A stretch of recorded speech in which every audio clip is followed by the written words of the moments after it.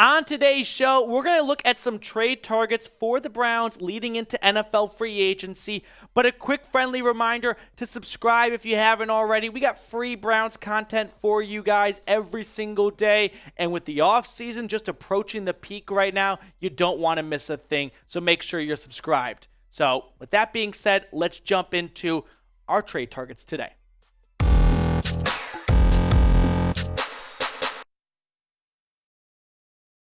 Andrew Berry is going to be busy, I predict. Andrew Berry was rumored to be very aggressive during the NFL Combine, not in a weird way, but in a managerial way, right? Let's get some big names to the land. So with that being said, let's look at some trade targets for the Browns before free agency. Why are we talking about this? Because potentially by the time you're watching this, as we are recording this right now during our live show on Thursday, some big trades have already gone down. But a healthy reminder that free agency is more than just signing and cutting players. It's time where a lot of big names get dealt. Last year, on March 8th, Russell Wilson went to Denver. 2 days later, Khalil Mack to the Chargers. Less than a week later, Amari Cooper went to the Browns. The next day, Devontae Adams went to the Raiders.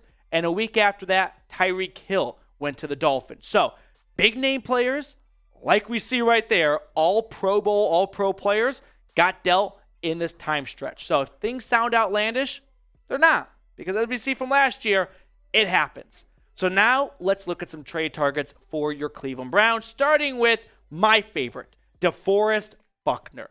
He is awesome, and he is exactly what the Browns need. The Colts are rumored to be interested in trading Buckner away as they are definitely rebuilding. He turns 29 this offseason, and he's had 5 straight seasons with 7 or more sacks.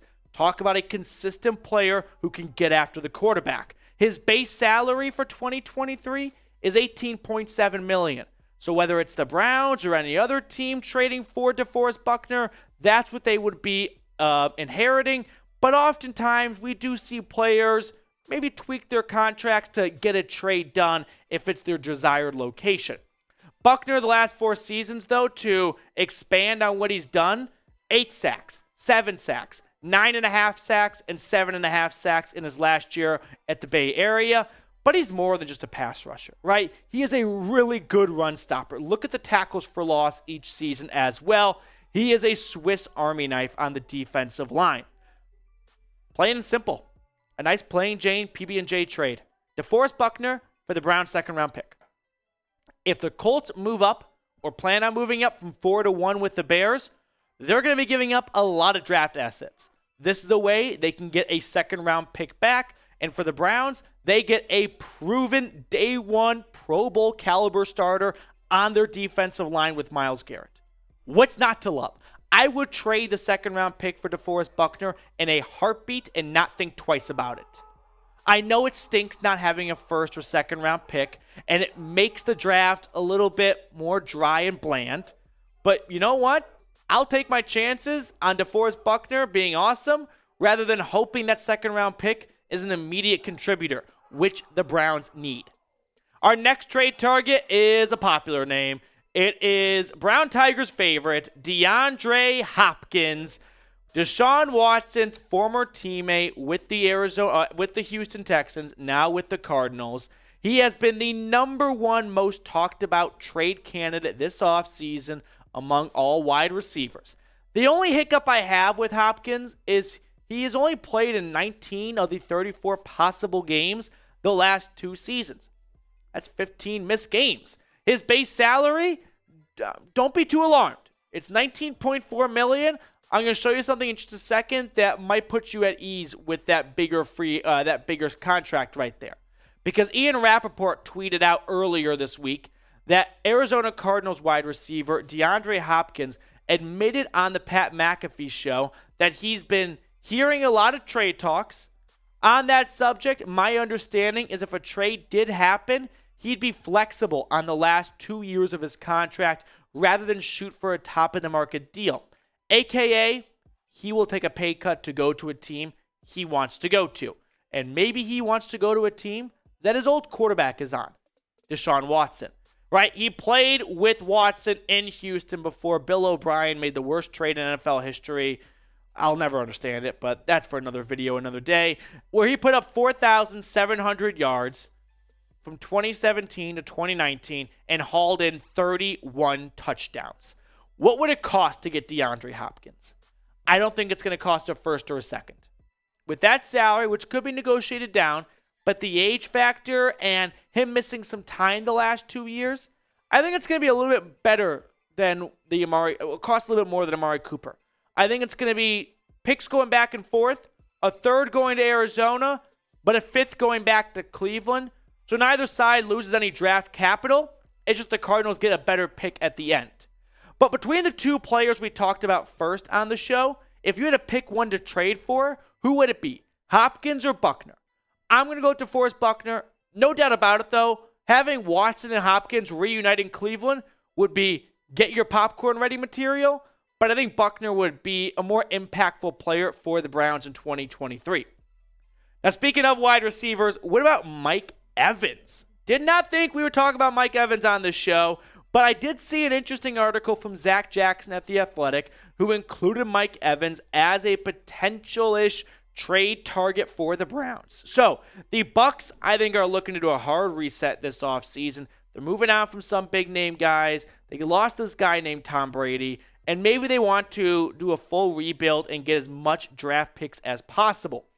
The Browns have not been rumored or really linked to Mike Evans. But then again, I don't remember last year hearing a lot of smoke about Amari Cooper until 72 hours beforehand, right? Once the Cowboys announced they planned on releasing him, all of a sudden Amari Cooper traction started picking up.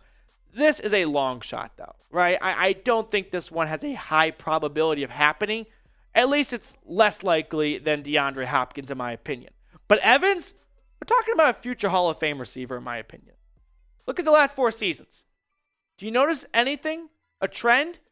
4 straight years, 1,000+ yards. He's never gone below 1,000 yards in his career. He has been all reliable for the Tampa Bay Bucs.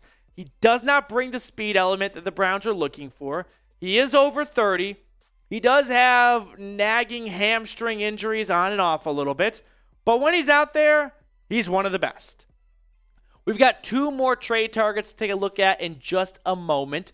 But there's a really great deal going on with Fanatics right now that I want you guys to get involved with before it's too late. And it's this really awesome Cleveland Browns St. Patrick's Day t-shirt. Wear it this St. Patty's Day, whether you're doing a bar crawl or wherever you go for St. Patty's Day, whatever pub you like to go to, just be wearing this awesome Browns St. Patrick's Day shirt by going to chatsports.com/brownsgreen. I put that link for everyone in the comments and the description of today's show, as always.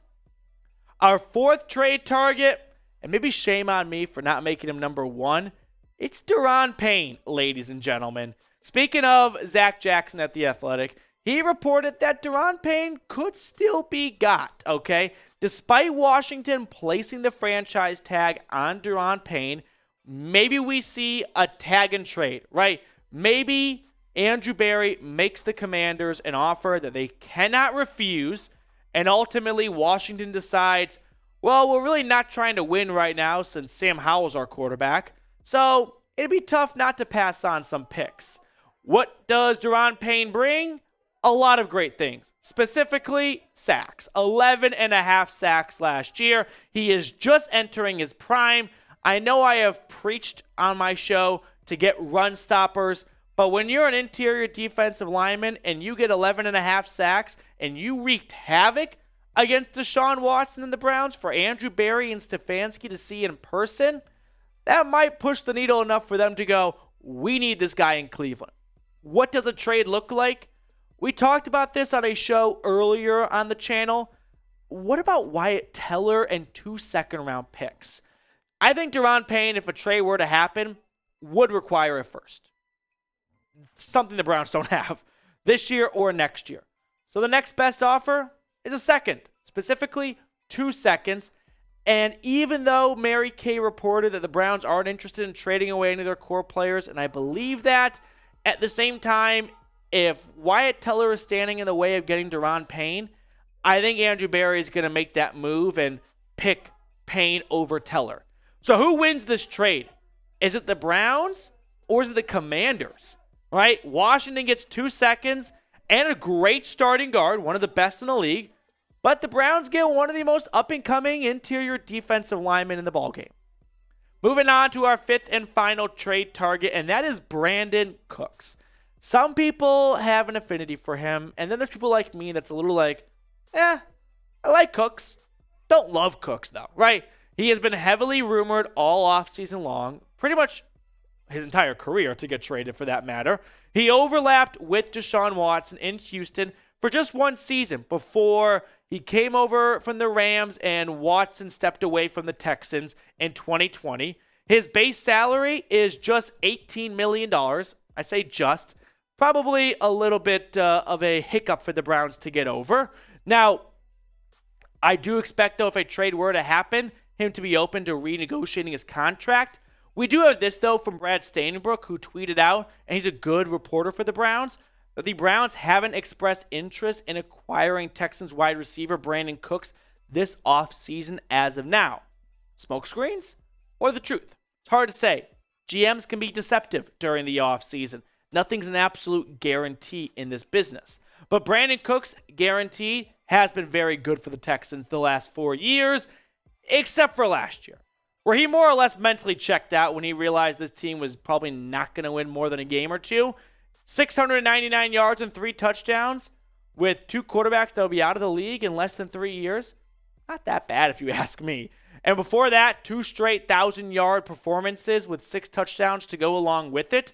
He's got the repertoire. He's got the connection with Deshaun Watson. And if Andrew Berry feels the pressure for Deshaun Watson to live up to that $230 million contract he convinced Jimmy and D has him to sign, maybe he wants to go out and get a player who's worked with Deshaun Watson that has that chemistry, and they're not starting from ground zero when they need to be at 100% in 2023.